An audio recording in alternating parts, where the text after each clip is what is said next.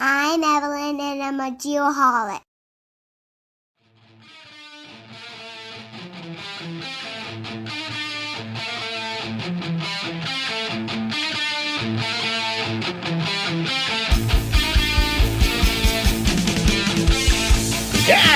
Yeah, buddy. Dude, I normally get in trouble when I play music that loud. I mean, hey, when you run the board, okay. When you run the board, you can do whatever the hell you want. You make the rules, buddy. It's such a great song. That's one of those songs that we could use every single episode to get us pumped up. I would agree with that. Right? Not that we need to get pumped up, because our guest tonight just automatically gets my blood flowing. It's why we have them on at the beginning of every year. Indeed, we do. I think it's probably the third or fourth year, possibly. It's definitely the third. Definitely the third. Right on. Well, we're excited. We'll get him in here in just a second. But before we do, let's catch up on some things. This is episode 272. 272. Indeed. And moving right along. We did recently get our 350th episode badge on Podbean. So don't get distracted by 272. It's actually a lot more than that.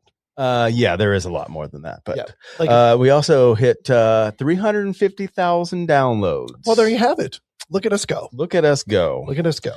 And I have a feeling that is going to exponentially rise in 2026. I have that same feeling. So much I don't know why. It's like the momentum doesn't stop. It's an exciting time to be alive. It is. All right. Well, buckle up. Here we go. News and happenings. We are about ready. Unfortunately, by the time this gets released, we'll probably be done. Late. Yeah. We're getting ready to release our final list of friends of the program for 2026. Yes. I think just about all of our 2025 friends of the program have come back. And we've probably added at least a half a dozen on top of that. Yeah. I think so. This list is blowing my mind, to be honest with you. Yeah. There's a lot going on. Yeah. I think we're going to outdo last year again. Yeah. So I'm excited about that. Down. Yep. And that being said, we can't thank our friends of the program enough for all their support through all the years. This going on our 6th year. And we couldn't be here without them. I know it's a cheesy thing to say, but it's the truth. It is. And we'll continue to thank them as we go. But yeah, in advance, buckle up. Buckle up. I like that. And we failed last episode to mention our good friend Peter Cox. We did. Yes. Her new book. I think she refers to it as a novel. Is it a novel? I think it's a novel. Okay. So it's called Penny Taylor, the Surveyor. Penny Taylor, the Surveyor. The Portal of Shifting Coordinates by our own Peter Cox. And I am pretty sure it's like the first of 5 in a series, if I remember the story correctly. So not only is this a great book for all your family and friends, but stay tuned for the next 4 or 5 books in the series as well. Paperbacks available at Amazon. There we go. Penny Taylor, the Surveyor. Penny Taylor, the Surveyor. I love it. And congrats to Peter. Yeah, that's awesome. And she's always talked about doing that. And I'm really proud of her. She finally did. That's really cool. It is awesome. So this episode is, of course, powered by MLID, who is returning this year, making aerial and terrestrial surveyors faster and easier than ever before. To learn more, go to emlid.com. Weekly updates. Catch up with your favorite co-host. What's going on, man? How was your vacation? It was good. It was good. Every year we go to the beach house. Nice. Not our beach house, our friend's beach house. In San Diego, Ocean Beach. It's an amazing week. We were just talking about there's something about being on the coast over New Year's. It's like the tides and the in and then the out and the old year, new year coming. It's just, I don't know. I like where you're going with that. Something about it. I like it. There's nothing wrong with sitting on a beach, watching the waves crash all day and doing nothing to kind of refresh you for a new year. Besides being here, it's my happy place. I would completely agree. Yeah, besides being here with you, it's my second favorite place to be. And you know what? If you would just invite me next year, I could be there with you too. How do you feel about sleeping outside? Depends. Okay. I won't rule it out. Okay, right. I've slept in worse places, I guarantee it. How was your New Year, my friend? How was your holiday season has been fantastic. Yeah. No doubt about it. It's the last holiday season, Christmas, most importantly, without grandkids. Yeah. Your life is going to change. It will be very different. I have a very feeling about that. Yes. So it's super exciting. The other thing, and I was going to mention it to you before the show, I probably should got permission to do this, but I was on a radio show yesterday. What? Yes. Yeah. I in the future, buddy, you should probably ask. Give me a heads up. You don't have to ask permission, but it's more of a heads up kind of thing. Just FYI. You sometimes have the tendency to shoot from the hip a little bit, so I'm supposed to be the reasonable one. The good news is, the voice of reason. Yes. The good news is it wasn't live, so there is editing that could take place. Okay, that's good. It was a 9-minute segment with our good friend Rex Perry. Oh, nice. Yeah. Okay. Yep. He hosts a radio show, and we recorded a session yesterday, and it's going to be released on January 17th at 7 p.m. Awesome. Yeah. So once that gets out, we'll send links to it and stuff like that and see what a complete idiot I made of myself. But very cool. I felt it went pretty good.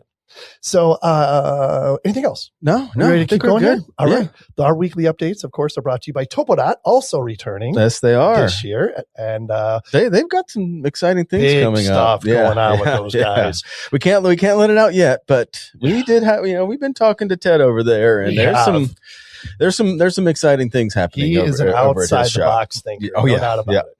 Topodot, of course, leads the way in point cloud feature extraction and data governance. To find out more, go to topodot.com. Our song of the week this week is brought to you by Altera Central, another returning friend of the program. Your Trimble dealer for all things survey mapping and even marine gear. Did not know that. And to find out more about Altera Central, go to alteracentral.com. Tell us about that opening number. A very familiar. Is this a 5-timer? Probably a 5-timer. 4-timer. That was, everybody knows, Metallica. That song, Seek and Destroy. Oh man, these guys, American heavy metal band. The band was formed in 1981 in Los Angeles by vocalist guitarist James Hetfield and drummer Lars Ulrich. 1981. That's wow. Insane. They have released 10 studio albums, 4 live albums, a cover album, 37 singles, and 39 music videos. How do you have more videos than singles? Okay. The band has won 9 Grammy Awards, 23 nominations, and ranked as one of the most commercially successful bands of all time, having sold 130 million records worldwide. You know what? I think that all 4 times we used Metallica was with our guest this evening. That would make sense. I think it could very well be. Yeah. I think I may be right. There's nothing wrong with habits. No. Man knows what he likes. Go with what you like. Yeah. Exactly.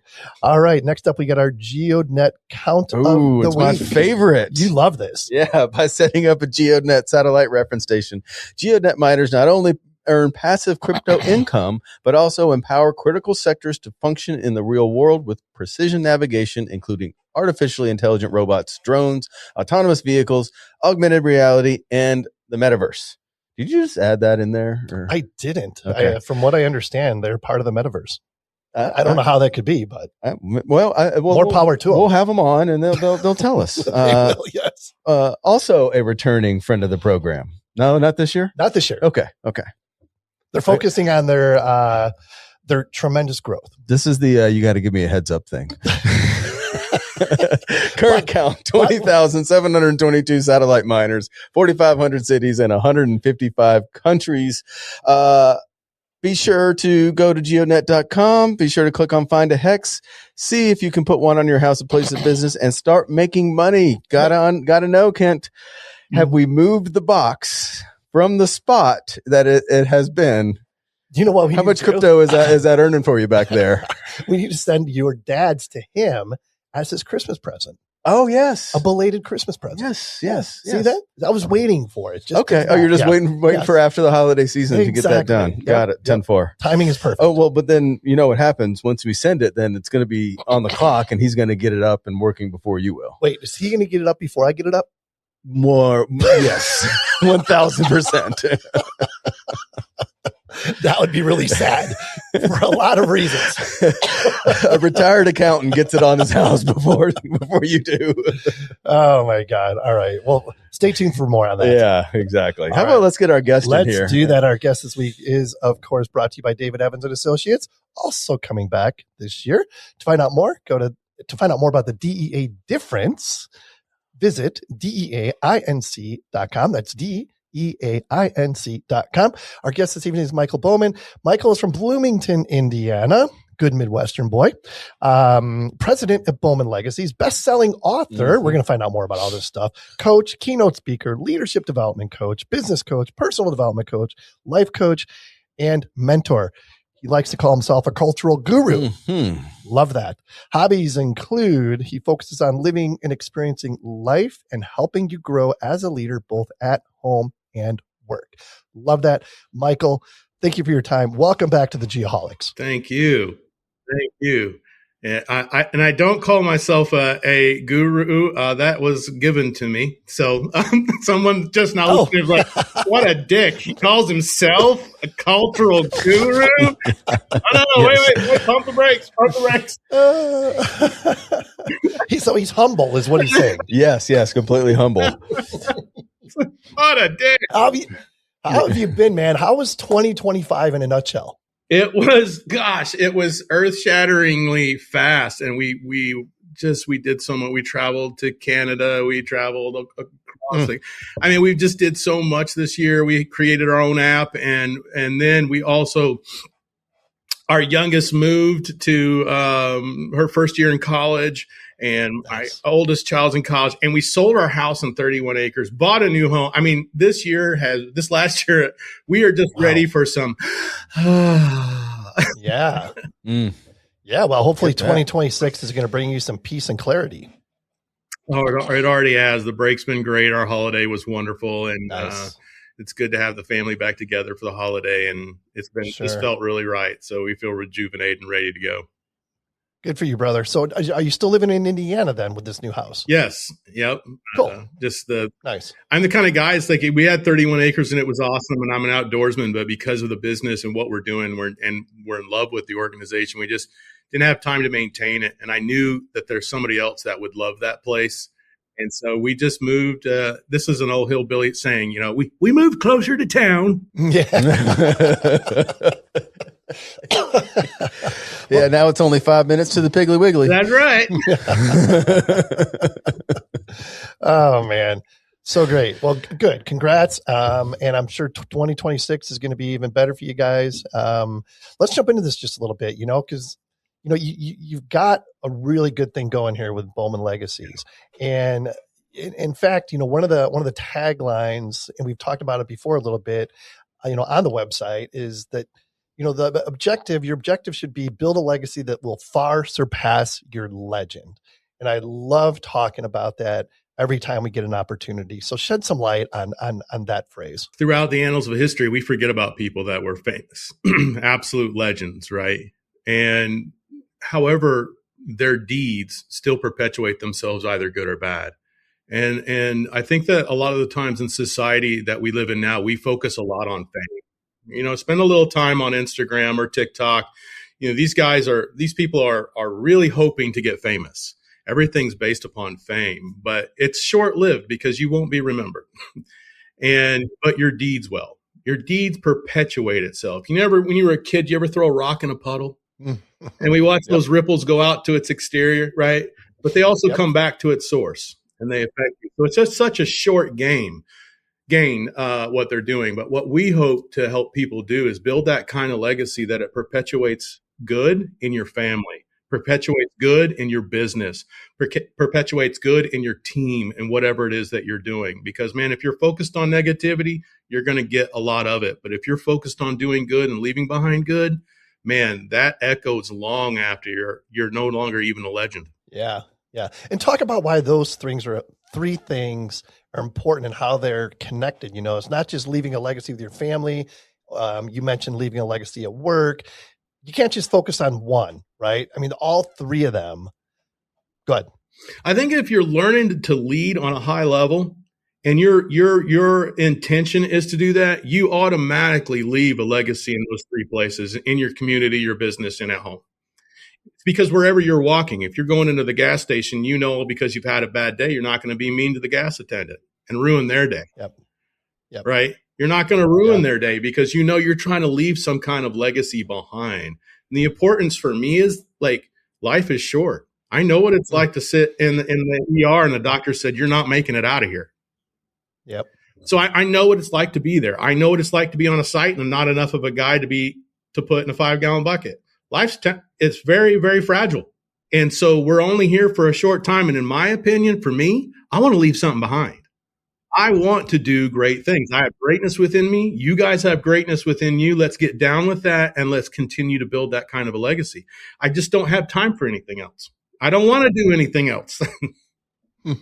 So how did having that near-death experience change you? Oh, man. Well, I've had several in my life, but that one in particular is because they never bother me. When you're young, you're like, and I almost died. Mm-hmm. Right? Yeah, it's cool. And then your buddies are, we all almost died. You just chalk it up when you're young. But I had 2 daughters in that moment. And it became very surreal to me that I'd never be able to hold their hand again. I'm never going to be able to tell them I love them. I'm not going to see them get married. I'm not going to be able to give them away at their wedding. I'm not going to see my grandkids. I mean, Kent, you're very fortunate. You get some blessings coming, and I would not be able to be there for that. And I'm the kind of guy who likes to stick around even for a bad movie because I just got to see how it ends. Yep. And so for me, it really made me hone in on and focus hard on, okay, what's this life really about? And I know I have to be intentional. It changed my path entirely on going, hey, everything I do is intentional. Everything I do has cause and effect. And I want to double down on that. Still enjoy life, still love life, but I want to double down on leaving something behind that was good. I want to spend my life doing good. Yep. So not everybody has the opportunity to survive a near-death experience and realize how important it is to live intentional, right? Mm-hmm. So how do you convey that to someone who hasn't, experienced what you've experienced? That's a really good question. And for us, it's about influencing and getting your audience to trust you and to understand. In leadership, in your team or at home, it's about people trusting you in time and consistently trusting you in such a way that when you do tell them these stories, they can kind of feel it a little bit. And it makes them, and because they trust you first and maybe even love you a little, it gives them that opportunity to question their own thoughts and measure themselves up against those ideas. I don't want anybody just to blindly buy anything that I say. I want them to question it. I want to measure it up and see the truth behind it and then make it their own. Because when they do, man, they'll go much farther than I have because they make it their own. They'll go in places I never could have gone because they make that concept their own and own it. Yeah. No, that's really good stuff. Now you mentioned both in the opening, but you mentioned both legend and legacy. From your perspective, what's the difference between those two? Legend only lasts so long. Legacy perpetuates itself. The definition of legacy, and so many people look at it financially. You're leaving behind land. You're leaving behind, real estate, money, that sort of thing. But honestly, for me, legacy is those actions you make on a daily basis that matter, that intentionality that you grow as a leader and not just walk blindly through life, realizing that your decisions matter, your words matter. And how you walk through life with other people truly matters. And that continues to perpetuate it, good or bad. When I was younger, I was building a bad legacy. I was violent. I was angry. And I always wondered, man, this world is such a crappy place. Mm-hmm. Look at all these crappy people. They're just all these angry people. And I'm getting in fist fights all the time. And I'm blaming all these other people for these rowdy moments. But what I realized was that's the mode I was living in. That's the focus that I laser beam focused on.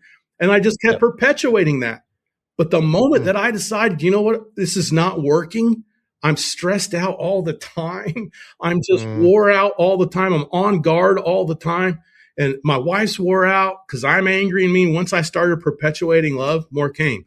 The more I started perpetuating charity, more came. The more I gave, the more people started to give back. And the entire view, my entire paradigm of how I thought the world worked completely shifted. And now I just see beauty everywhere I go. Yeah, that's a paradigm shift, right? I mean, that's a, and you mentioned it, give to get. That's kind of the basis of this. What do you think was the moment that kind of flipped the switch for you to start thinking that way and, shifting your mindset? I was at work, and I can't believe I'm going to tell this story, but I am. So I was in college and I was delivering furniture. And I was working with a guy who talked about himself in the third person, and he was a driver. His name was Mr. Chad. Mr. Chad talked like this. kind of talk like Mr. P. And he told me we're going through a really rough area outside of Kathleen in Lakeland, Florida. And I won't say precisely where, but we were going to a place and he goes, "Listen, you got to listen to Mr. Chad, Michael." Actually, he called me Flip because I was always flipping out all the time. So that was my nickname. He goes, "Flip." He said, well, you gotta watch where Mr. Chad go. You go with Mr. Chad. Everywhere Mr. Chad is, Flip better be there. Well, Mr. Chad, I gotta start doing this. Have we not heard this story yet? This sounds way too much fun. You got to listen to what Kent say. You follow Kent. You go where Kent go. You do what Kent do. So I go, all right. Word. I'm like, all right, Chad. Fine. And he was really just trying to look out for me. And he was one of the strongest guys in it. So we were delivering a washer and dryer. And he picks the washer up off the back of the truck by himself. And he carries it into the house. And, word. And so I'm cleaning up and I'm like, I'll catch up with him. But we're parked right in front of a house. And then there's a house adjacent. What I didn't realize is he took that washer into the house adjacent. And I walked into the house that we were parked in front of. I did not go where Mr. Chad said to go. And they were what we called cracker shacks. That's what Mr. Chad always called them. And they were these old buildings that were built way long ago in old Florida. And they were just a box house. And there was a screened-in porch. And then you walked into the next door to the house and you walked directly into the kind of kitchen dining area. Almost every time the kitchen table was in front of you right there. And sure enough, I walk in there. There's the table. Here's the house. And I look up and sitting across from me at the head of the table is a gentleman. And he snorts a huge line of cocaine off the top of the table. What is happening? Yeah. This is like something out of Breaking Bad. Oh, dude. And this is a true story. And he goes, and then he looks up and sees me there. And there's two men standing in suits right next to him. I mean, right directly across. They're both broad shouldered. They were both looked, Brazilian. And he looks at me and I'm looking at him and he says, "Sit down." So now it's Scarface. Yeah. And I was like, oh God. And he goes, "Sit down right now. You sit down."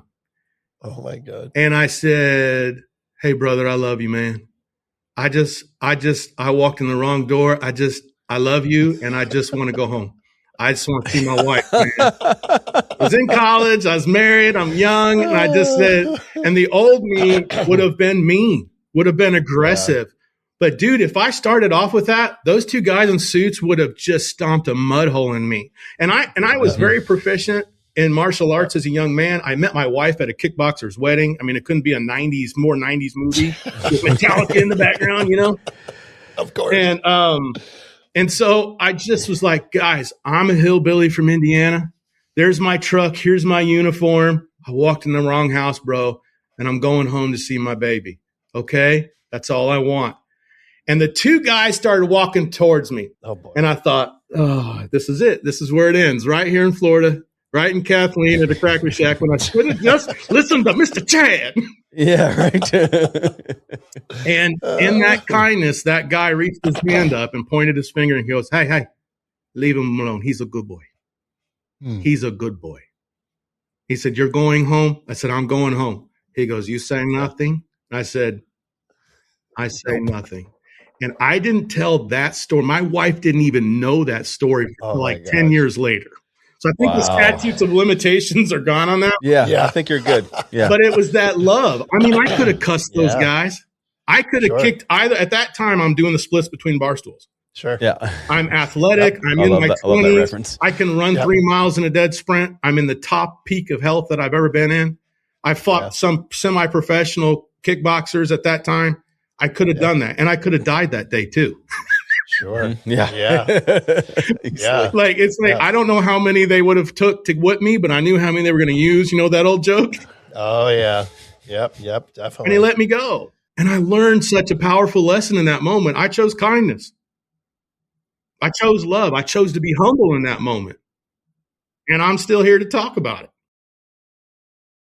Altera Central. Altera Central is the authorized premier Trimble dealer for survey, mapping, GIS, forensics, and marine equipment in Texas, Oklahoma, Arizona, and New Mexico. Yeah, we love these guys. The studio sponsor for the Geoholics this year. They have 8 offices and provide sales, rentals, repairs, and support for the full line of Trimble products. GPS, GNSS receivers, robotic total station scanners, Seiko accessories, mobile mapping systems, used equipment and field supplies, including Juniper receivers and tablets, LaserTech Troop Pulse rangefinders, and micro drone UAVs. You definitely drew the short straw on that one.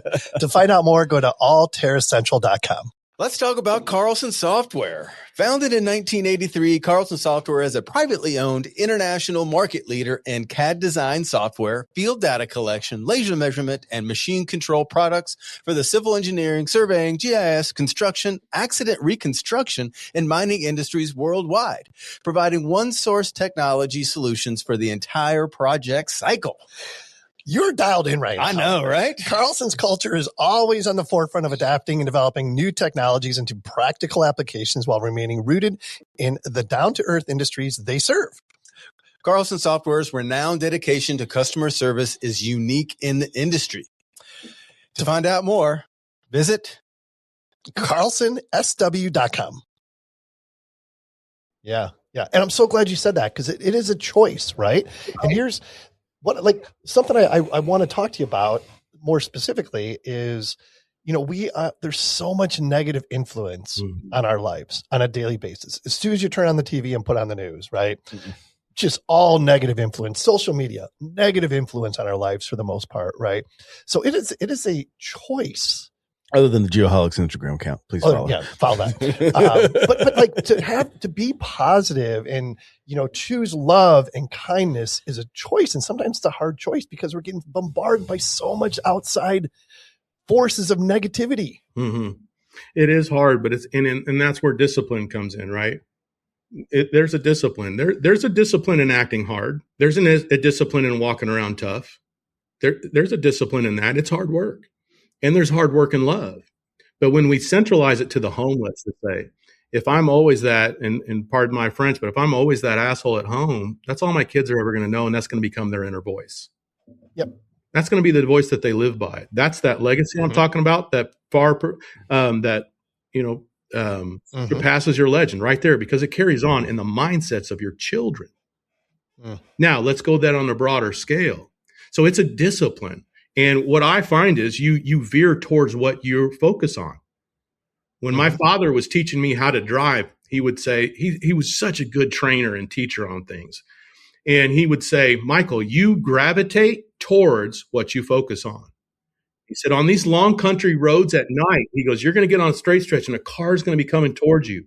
If you're doing nothing but watching that car, there's a good chance you're going to subtly go into their lane and not even realize it. You need to focus on where you want to go. Isn't that life? Yep. All this stuff is bombarding us with all this information, and it's causing us not even to think for ourselves. We have to ask that question.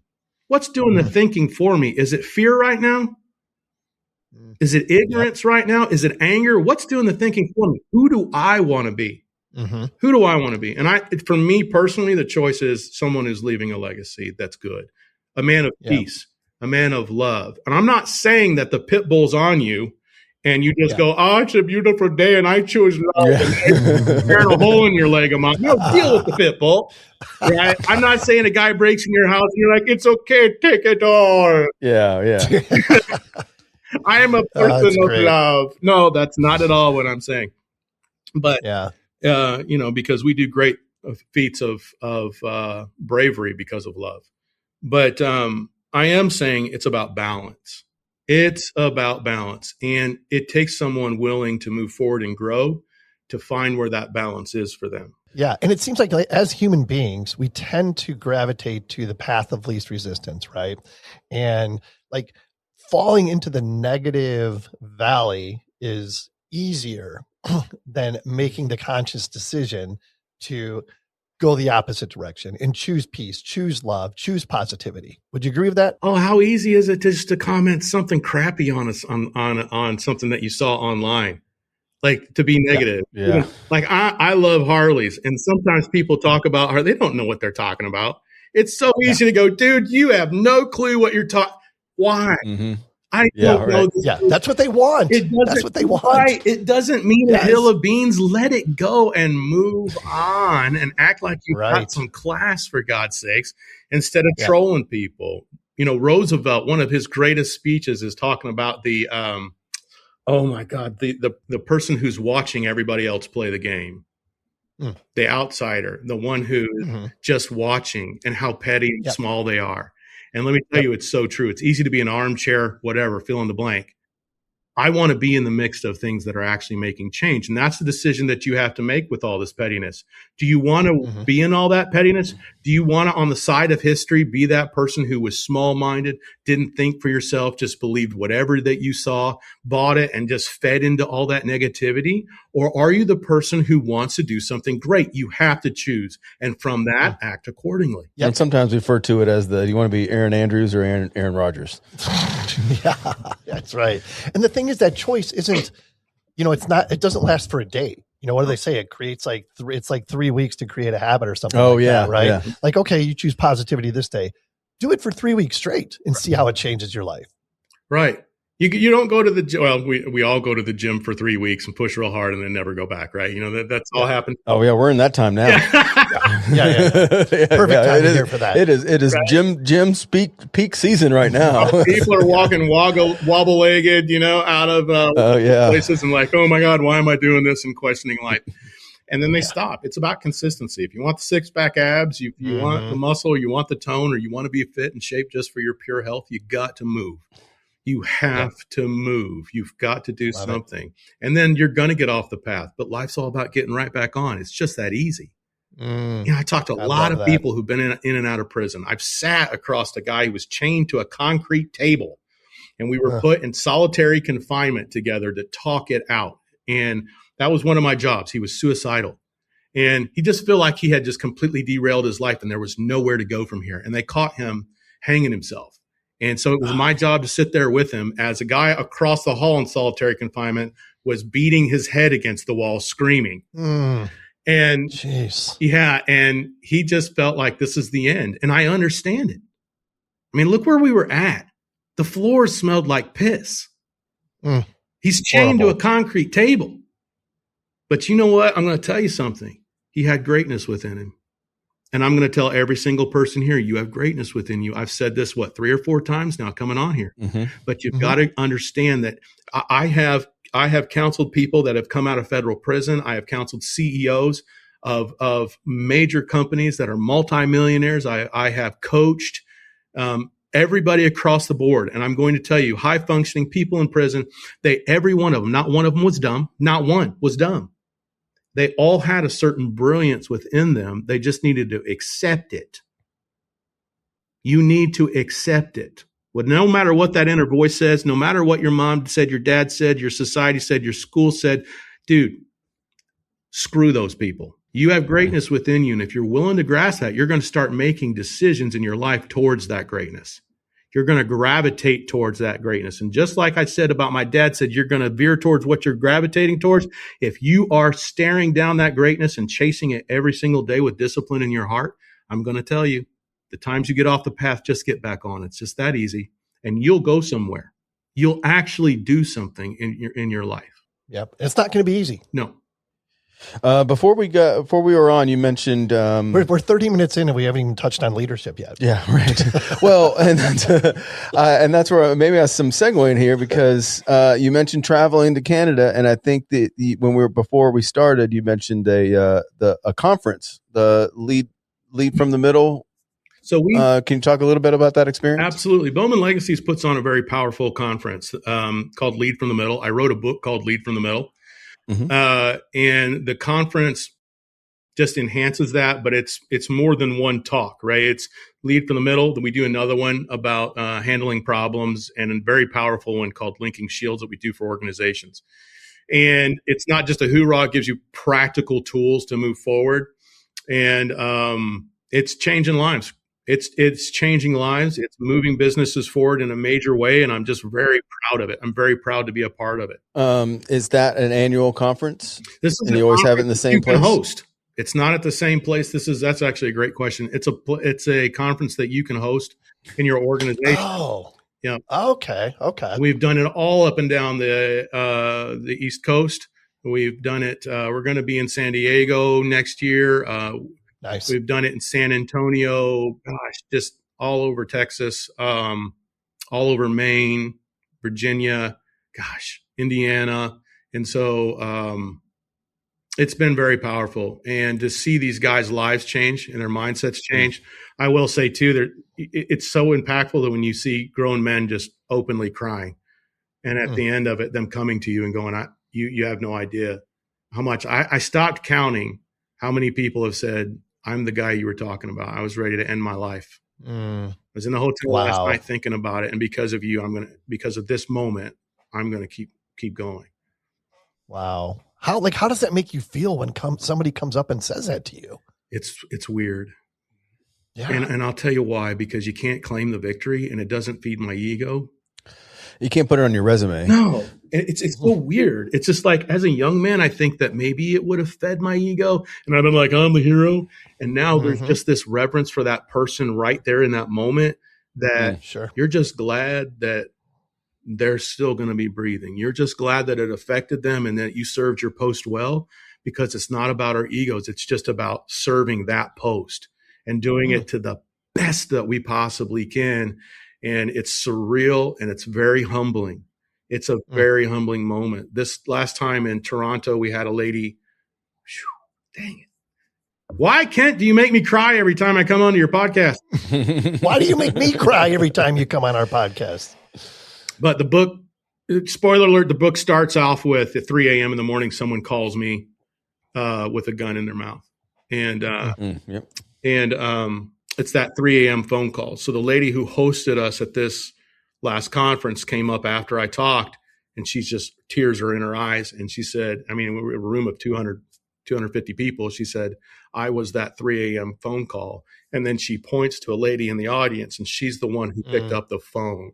Wow. And so it's that's wild. Yeah, dude. You can't. So I'm terrible at sales and trying to pitch myself, because it's just like I get sick of the sound of my own voice. But when you see that result, you can't help but to go, I want to do this some more. I have to do this more. I have to. To. People need a message of hope. They need a message of hope. Today, I'm telling you, if you're listening and you haven't heard it from somebody, I love you. I love you. And I mean that, because I believe the good Lord loves me, and I got more issues in Time Magazine. If he can love this guy, I can love you. Listen, truly listen and hear this. You are loved. You have greatness within you. People need you. The world needs you. The world needs that greatness to make it great. Keep going. Yeah. And there's so many people that don't hear that enough. Right. It manifests, unfortunately, to those folks. And we become secluded in our thinking, right? It's all about what we're focusing on. And when we become secluded, what do wolves want to do when they hunt, right? They go into this big herd. They want to seclude something to bring it down.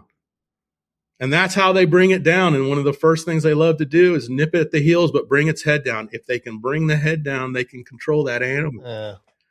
And so don't let your head get down. Keep your head up. That's good. That is a great analogy. I love that.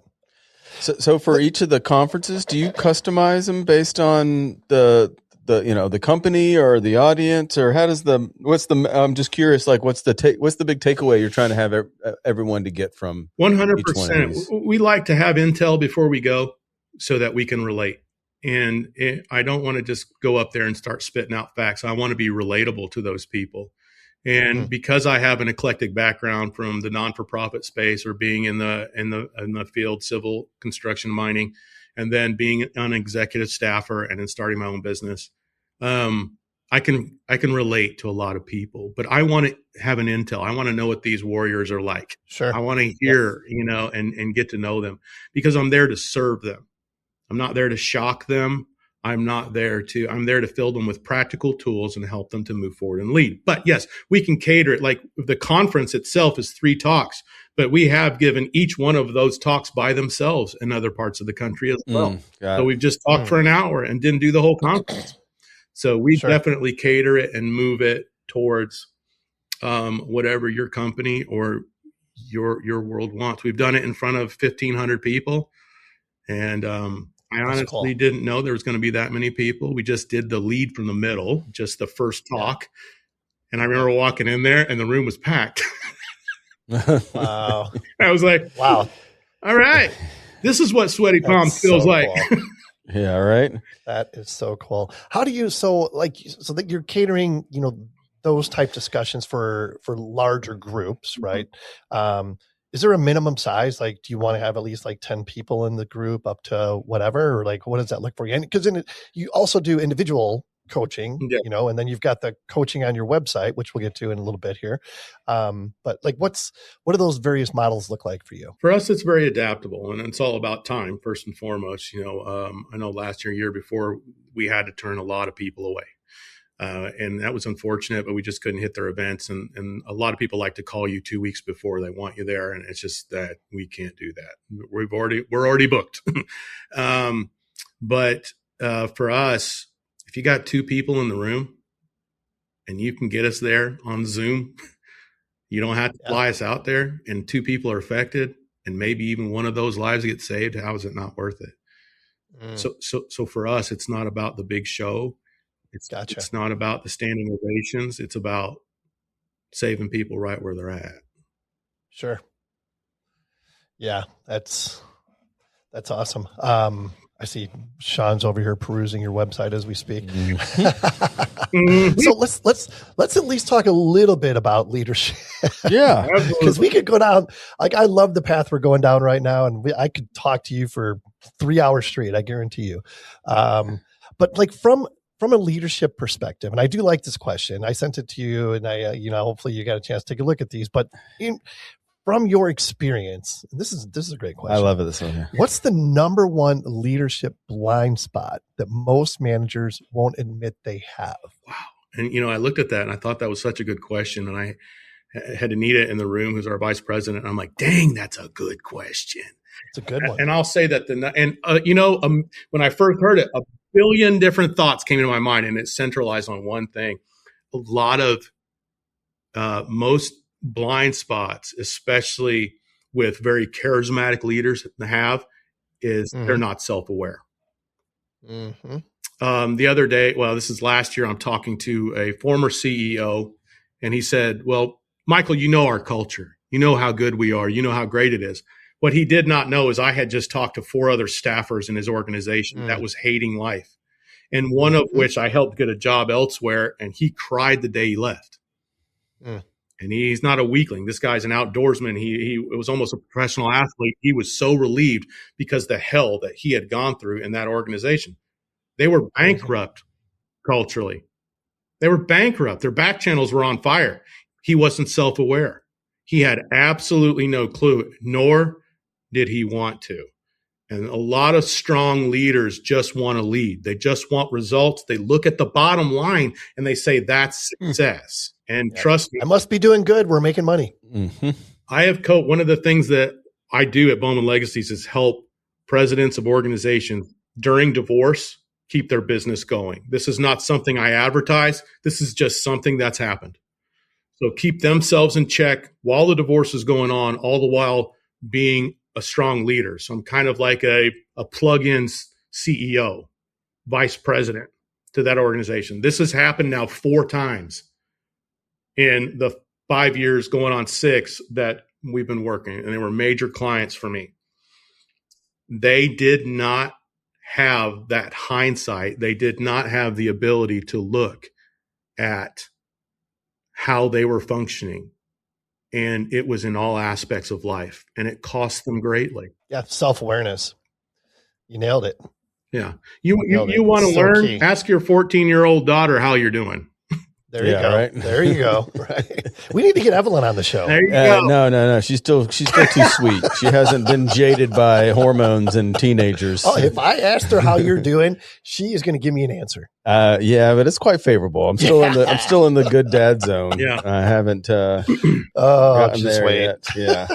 One of the most powerful things, a friend of mine, Lonnie Morlock, just came out with a book last year, and I just want to pitch it for him because I love him. The book is called What Makes Your Team Tick. And Lonnie is just an absolute unmitigated savage, works up and down the coast of California. And I met him years ago. And one of the cool things he did was he was a troubleshooter for job sites that were millions of dollars in the hole. And we did very similar things. But what he would do is when he would come in to take over, he would tell the team, here's my expectations for you. And most leaders stop there. And then he would say, what are your expectations for me? Mm-hmm. And then he would come back and ask, how am I doing? How am I supporting you? What could I do better? And man, a lot of guys just aren't willing to do that because it's all about their ego and not actually leaving a legacy. Yeah. I mean, it's, and I'm sorry to cut you off, but I was just curious is how do you, if, as a coach and you identify that that lack of self-awareness is that blind spot, how do you fill that? How do you coach somebody to be, is that one of those, okay, Kent, be more self-aware tomorrow? It doesn't work that way. No. And by the way, you're asking for a friend, right? Yes. Totally asking for a friend. It bases on the individual, right? A lot of people just want to hear it. They're so desperate for help that they just want to hear it. And I'm like, this is the feedback your people are giving me. And this is what, you are not self-aware. You are not checking yourself. The words that come out of your mouth are heinous. And you're just killing your team. And it's causing a lot of problems with efficiency. And I'm telling you, time is money, guys, in every aspect. It truly is. I used to hate that statement, but the more time you waste as a leader, the more money you're spending. And so that's one of the things that we end up, companies end up going with us and like, how are we prospering? You didn't tell us how to spend our money. You just taught us how to lead. How is it that we're prospering? It's because they're leading more efficiently and effectively. And so it's the basis of the individual. Some people, I realize that their egos are so big, I've got to gain trust in other small areas first. We got to have some wins first so that they're willing to hear the big thing. Some people want the big thing right away. I had a guy tell me one time, his name is Terry. Terry goes, Michael, stop beating around the bush. Just hit me in the face with it. I don't have time for this shit. And I was like, right on. Here we go. You're a narcissist. And if you and your people hate you and they're all looking to leave. And you have a problem with patience. Yeah. Yes. And you have a problem. Oh my gosh. Right. You have a problem with patience, buddy. Wow. Something you touched on is expectations. And, I'm very fortunate. The company I work with provides us with a business coach, that type thing. And, the gentleman that I work with, he pushes me to the limit every time we have a coaching session, right? And it always ends up coming back to establishing mutually agreed upon expectations and the importance of that. And if you could expand on that just a little bit from your perspective, I'd love to hear it. A lot of times, like I am a kind of for a certain client that I have, I'm a CEO, but they're my client, but I'm one of their CEOs. I'm one on their executive staff. And so quarterly, I'm in all the executive meetings. And one of the things that I found with them, there was no action items and accountability. They kept doing this rope-a-dope of coming back to the same problems over and over and over again. And they just didn't understand it. They were bringing up the problems. They were complaining about the problems. They would talk about the answers. And that was it. And sometimes it was left to somebody's court, but there was no follow-up. There was no expectation there. And it's very important that, leadership isn't this mind-blowing thing. We've been leading for a millennium now. These age-old concepts still work, and having action items and accountability to everything that you're doing moves that needle. Because at the end of the day, we have to set priorities to the things that are expected of us. And you need to set the level of priority it is to what you're talking about. Hey, this is a level X. This is a top priority. I need you to stop what you're doing and do this, to move that needle. And I think that's one of the most helpful things that we're able to accomplish in a lot of the businesses that we work. Topodot. They're an original. I know. They are an OG friend of the program. Topodot, if you didn't know, is a comprehensive solution to manage point cloud data, assess data quality, and extract topographies, models, analysis, and other forms of digital twins. Yeah, geospatial data acquired along road, rail, utility, and other land survey applications present unique processing challenges. The Topo production process is designed to meet these challenges with the right balance between automation and quality, thereby ensuring complex project requirements are met at the lowest possible cost. And I know you've heard about these guys, but to find out more, go to topo.com. Safety Apparel is another one of our long-term supporters of the show. Born from the lack of quality and functional gear in the safety industry and frustrated to find no other options, Matthew Stansberry has reinvented safety apparel with the highest quality materials and most functional and versatile vest the safety industry has ever seen. They call it the Party Chief. Rightfully so. Yeah, right. With many applied options, including, but not limited to, silkscreen, sublimation, patches, embroidery, and heat transferred images, they can provide your company with the clothing and art you need to look sharp and professional. Yeah, that's right. Send Matt an email with your needs, and he will do the best he can to get you headed in the right direction. That email, info@safetyapparel.us. What about the one I've been using and hearing recently? And I don't know if it's too much, but it's the don't do anything else until this is done. Like this is the number one thing. Like oh yeah, like you may have emails come in. Like turn your computer off, or if you can't, but turn your email off. Yeah. Put do not disturb on your phone. Hand me your cell phone, and like to that level where it's just I have to make the impression that this is the most important thing you can possibly do. Right. Because then I love that. What'll happen, right? It's, oh man. Well, he came over and said, so I couldn't do both things. Like, no, maybe make it very, very clear. Yeah. There is 0 things that you should do other than this one task. Yes. I think the importance of setting that expectation is good, but everybody else needs to know that expectation as well. It needs to be clarified because they're still going to be beating on your door. They're still going to be coming to your office. They're still going to be calling and texting and wondering what the hell is going on. Why aren't they getting what is wrong with Kent today? Yeah, right. I emailed him. It's been 4 minutes. Why isn't he getting back to me yet? Now you sound like me. So in that moment, what I'm going to say is like sometimes we need special teams. Sometimes we need special teams within organizations. I have built that. I've built Green Berets and Navy SEAL teams within organizations, and that, hey, these are the guys who do the black ops. And when they're doing black ops, that's all they do. Yeah. And that's what we call it. That's black ops. There's a thing that I call first spear that I initiate in organizations that really want it and need just that kind of niche micro focus. And it's like, hey, man, once they're doing black ops, once they're on the tip of the spear, guess what? Yep. We don't bother them and we respect that. Yeah. No, I love the tip of the spear. I love that. Let's keep moving along here. We're getting some progress. Yeah. What's you mentioned earlier that you've coached everyone from like CEOs, to entry level, people. What's a universal leadership truth you've seen, regardless of title or industry? That the universal truth is that I think that everybody wants to win, even though you're not winning in your team. So if you're listening to this today and you've got a team member, think of the one that you think, this guy, this gal, she just doesn't want to win. Yes, she does. They want to win.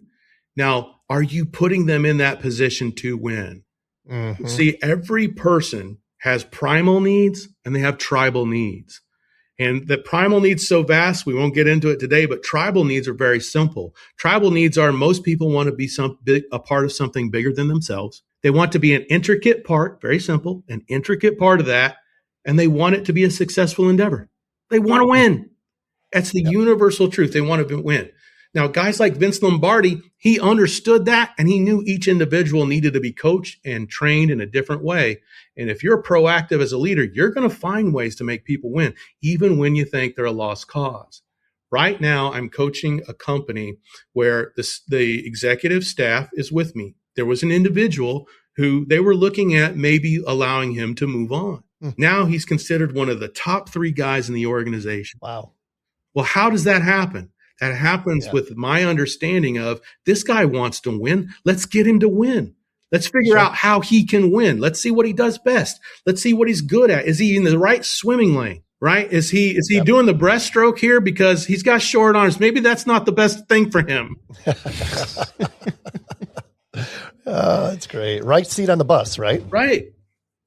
Mm-hmm. What about the Talk about the importance of failure at the same time. Ooh, failure is your best friend. I'm a career failure. You're listening to a career failure. I love failure. Failure, you learn from it. And I just love those guys who go, I never lose, man. I never fail. I only win. Oh, bull crap. You fail. You've sneezed so hard you've crapped your pants. Don't tell me that. Don't feed me that. Don't. The fact of the matter is we do lose, and it's okay. For some reason, somewhere around the world, it's not acceptable to lose. But I heard Belichick one time say, Coach Belichick, he said, so many teams focus on how they win. We focus on how we win and how we lose. Mm-hmm. And we don't look at a loss like this most disappointing. He said, I don't care if we lost Super Bowl. I don't care. Yeah. He said, we're going to look at that tape. Yep. And we're going to take all that emotion out of failure. And that's one of the biggest things, guys. Take the hurt out of failure and realize that once you can lean into that pain, you can get purpose. And purpose brings progress every single time. You're going to fail morally. Life's short. Life's short, and there's a lot in it. You're going to fail in business. You're going to fail emotionally. You're going to fail in every aspect. That's life. Stop hiding it. Yeah. Fail out in the open. Yeah. Yeah. Fail forward. I've heard that said many times, right? But you have to allow the book. That's an excellent book, is to fail forward. Fail forward. And you have to put yourself out there and humble yourself and allow yourself to fail, right? A lot of people don't allow themselves to fail, so they don't even know what it feels like. Yeah. And there's a lot of people out there that want to see you fail. They're all sitting there watching you on the tightrope. And they're just waiting to laugh their butts off when you fall off of that thing. But guess what? They don't have the balls to get up there. No courage there. So let them. Don't even look at them. Don't pay attention. Just keep focusing on being great. And then when you do have those failures, compute how it happened. Take the emotion, take the hurt out of it, and then decide, how do I fix it? Because too many people go, I'll never do that again. Right? But they don't look at it so emotionally. Then they attribute fear. And other people go, I guess I'm just a loser. And then they make decisions accordingly. No. Look at the trends and commonalities. Look at the data and make wise decisions accordingly and get right back on that path. Yeah. Yeah. Yeah. It's so good. I just watched, coincidentally, and I watch it, I don't know, I probably watch it 4-6 times a year. And I'm sure you're a fan as well of Jocko Willink, right? Super, super powerful guy, really good speaker. Yeah. He's got that video called Good, which you probably heard. And he's like, the whole point of it is like, all right, you didn't get the promotion. Good. You didn't get that equipment you wanted. Good. These are all opportunities, right? To overcome and become better as a result. I'm working with a company right now that's experienced major growth, fast growth. And they're having all these problems and he's falling apart. And the team was just getting in this panic. And I said, this is great. And they're like, this is not great. I said, look, the holes you had in your armor existed before this fast growth and you couldn't find them. And now they're glaring. So you know what the problems are to solve. Stop thinking about this is such a bad thing and we're failing. No, you're winning. You're fast growth. And it's just glaringly obvious now what the problems were back then. Fix them. And then you're going to continue to grow. Keep innovating. Stop getting frustrated. I look back at my life and see all the times I was frustrated. And what I realized was I had come to a new place in my life trying to operate in the old ways. What I needed to do was innovate. What I needed to do was change and adapt and fail and then get back on the path. Instead of getting frustrated about hating life, I needed to realize I'm still trying to do this in the old way and it isn't working. Yeah. I mean, failure is an opportunity to fix something. All right. It's really that simple. It is. Right? Fix it. And you mentioned a team you're working with has experienced a lot of growth. And my firm is kind of in the same boat. And this question that Ken has on here for culture versus process. And I wanted to pick your brain on that a little bit. The question here is, if you had to pick one of those, culture versus process, to fix, which one would you tackle and why? And the comment I'll say is, we've been experiencing a lot of growth and we've been, we get a lot of advice and we talk, and we come down to, should we define and work on our culture, or should we work on standardization and processes and SOPs? Where do we put our focus? First and foremost, let me say this. Culture became a buzzword. And because of that, like so many other things, soft skills and all these other things, a lot of people don't understand what culture really is, and they don't understand what it means. And it's this buzzword that means you have a good culture and everybody's happy. And culture is subjective. It's always going to be subjective. I talked to a guy one time who said, we're all womanizers, we're all drunks, and we all love the business that we're in. And we're all, this is the best culture ever. To someone else, that's corrosive and disgusting. Right. So culture is always subjective.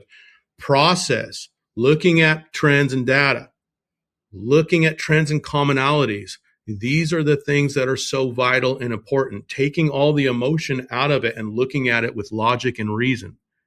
Because ultimately, that's how you do that. And that is a part of culture, how you do the business. So for me, it's going to be about process, how things work. And what I'm going to ask myself is, hey, do we have the anaconda syndrome here? Which means an anaconda gets so big, it gets stuck where it's going because its body, its bone systems cannot handle the weight of its body anymore, and it will crush its infrastructure. A lot of businesses do this with fast growth.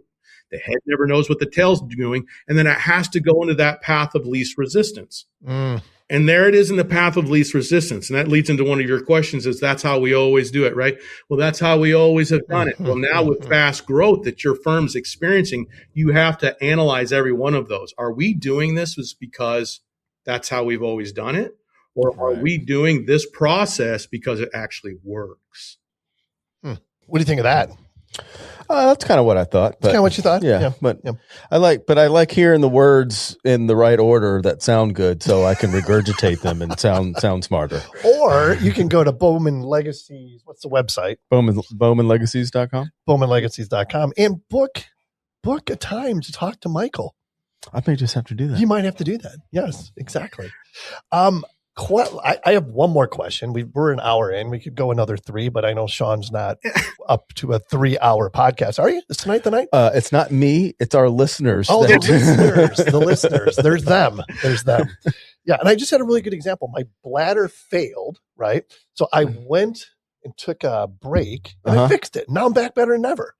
See how failure Yeah, but in your case, this is a problem that's only going to get worse, not better.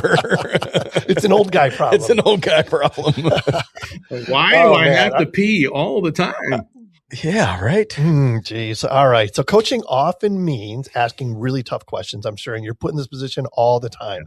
What's a question you ask that silences a room and makes them squirm just a little bit? So one of the things that I ask, I know that in the conference, spoiler alert, towards the end, I ask, what kind of leader do you want to be?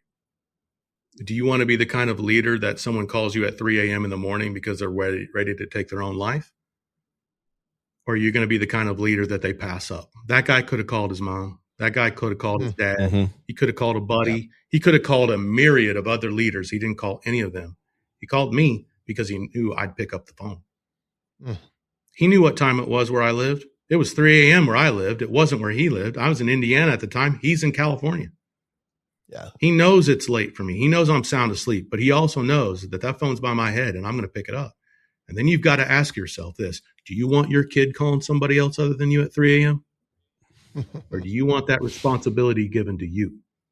That's the call to action right there. I want my kid calling me and I'm saying, where are you at? How can I help? Man, it's scorched earth. If I come over there, I'll help you and do whatever I can do. I'll risk it all for you right now. I'll drop everything for you because I love you. Yeah. And that's how I want to live. I tell my clients this all the time, especially like when a company will round up with it. They'll throw a guy in, I'll have him for 6 months, and then they'll throw another guy in. They'll be like, look, I don't want to end this coaching, but my boss says I have to. So what am I going to do without you? And I was like, look, dude, you're going to be fine without me. It's not me you need. It's just these concepts. Yeah. You're fine on your own. But here's the thing. You're screwed. We're friends now. You've got my number. Always call me. Yeah, right. I'm not some unaccessible culture guru, right? Woo-woo. I'm an average guy. I'm just a blue-collar dude who's seen a different way to live and want to encourage the world. And you just so happen to be in it, baby. Yeah. And I can tell you, everybody listening from personal experience, there's been a handful of times when I've reached out personally to Michael for some advice and picked up the phone, answered my text immediately. I mean, he not only talks the talk, but he walks the walk. There's no doubt about it. And I'm just proud to call him a friend. Oh, that's nice. Yeah. Look at you. Yeah. What else you got? Michael, anything else you want to get out there? Tell everybody how they can find you. BowmanLegacies.com. You can check me out on LinkedIn. My name is spelled funky. It's Mikel. You can Google me even, and I show right up. But you do. And one of the first 3 videos when you Google Mikel Bowman is the last episode from the Geoholics. There you go. There you go. And I love that. I want to give you guys something at BowmanLegacies.com/lead from the middle Geoholics. We want to give you $125 discount to our master class for leadership. Ooh. The book is Why We Lead from the Middle. This course is the How We Lead from the Middle. And we're just doing that for you Geoholics. Well, send us that link. We'll make sure it gets out there. And man, oh man, if folks don't take advantage of this, it's absolutely silly. That's amazing. This is an incredible opportunity. Thank you, Michael. Absolutely. Yeah, Michael, thank you very much. I got 2 questions. One, what's one message you would want to, it's the beginning of the year. What's one message you want everyone to think about as we start a new year and think about for 2026? Take your New Year's resolutions. Go grab them. I know they're on the fridge, right? They're on your desk somewhere by the bedside. I want you to grab them, and I want you to walk into your bathroom. That's right. Just be patient with me. Walk in the bathroom, peel it off of there, crumble it up, and flush it down your shitter. That's what I want you to do. What? I love it. That is not what I thought he was going to say. That's what I want you to do. And then I want you to start to make plans with action items and make them palatable plans that you can do, not this high and lofty thing. And if you're only planning a month out, that's fine. Then plan the next month. Accomplish these things. Don't make it so big a goal that you can't accomplish it. Keep working because you got some of you are single moms out there. You're savages out there working hard, raising kids. Some of you are single dads out there, savages working hard, raising kids. You got a lot on your plate, and I get that. So make palatable things that you can do and hold yourself accountable to it. New Year's resolutions are only going to disappoint you. And keep going. Recognize the fact that you have greatness within you. That greatness was there to help you and others. What makes you great makes others great. That's how we change the world, by moving forward and doing great and phenomenal things. So find that greatness, enhance it every day, learn, grow, read, expand your mind, pull the paradigm shifts right out from underneath yourself if you have to. Seek knowledge and wisdom. And don't stop that. And I'm going to tell you something. You right now, listener, know somebody who's still living in their mom's basement. I do. The guy's 51. I graduated with him. Saw him arguing with his mommy over wanting Fruit Loops at the grocery store. Don't be that guy. And you're not that guy. So keep going. Stop being so hard on yourself. Stop being so hard on yourself. You're still going. You're still growing. So keep going. So I got to say this. If anybody listening isn't ready to run through a wall and be the best version of themselves at this very moment, I know. You've missed the point of this whole conversation. Exactly. You know what my New Year's resolution is, by the way? What's that? No McDonald's for a year. Wow. Yes. How about no McDonald's ever? Oh, well. You said reasonable, achievable goals here, Michael. There is no chance this man goes a month without McDonald's. I have not had McDonald's. I am going to zero chance to this. Trust me. We've been to other countries, and he can't leave without going to McDonald's. Hey, so. McDonald's in Germany doesn't count. Did you get a Royale? Did you? Yeah. I myself put a time limit on TikTok on my phone, so once I hit it, I'll actually do something a little more productive. That's a good idea. There's some learning stuff on there, but did you? Oh yeah, I got rid of it. I'm on TikTok somewhere, but then somebody stole my identity and asked a 90-year-old woman to marry her and swindled her out of like $15,000. So yeah, I'm done with TikTok. By golly. Oh my goodness. Now you're trying to fix that legacy there. That's horrible. All right. One last question, Michael. You know what it is. Take us out. Do you have a mantra that you live by? Man. And I know you do. He's probably got a dozen. That's the next book you're working on is all of them, but you're going to have to summarize it. All right. The mantra that I live by. It's I don't know. It's a lifestyle, and it's all about that legacy. And all I'm trying to do is just live it out every single day. I get off the path. I get grouchy. I flip people off in traffic. I get rowdy. I do all those things to everybody else. Wait, but same as you. Still. Okay, Yeah. good. Oh, still. Sometimes I think you're a little, like aspirational, because it seems like I would flip a guy off and like, what would Mikel Bowman do that? Yes. No. Yes. Oh, hey, new bracelets. Yeah, what would Mikel do? Yeah. Apparently the same thing I would. Yeah, the same exact thing, man. Anybody, because here's the thing too, guys. Anybody, and listen, guys, listen to me. Anybody that tells you that they're better than you, or says that they have somehow ascended to some higher plane that now these things don't affect them, is selling you a line of crap. I have coached people that were billionaires. All right. Look, we've all got more issues in Time Magazine. There are pretenders, but don't look at them. Don't watch them. Keep doing your own thing. And I guess if anything, my mantra for myself is to keep loving myself, which I always thought was just such frou-frou garbage. But when I started to learn how to actually love me, and I didn't, when I started to learn to love me, man, my capacity to love and help others grew tenfold. You know what? We're all fucked up in our own way. Yep. Oh, Yep. 1,000%. Yeah. Yep. Yeah.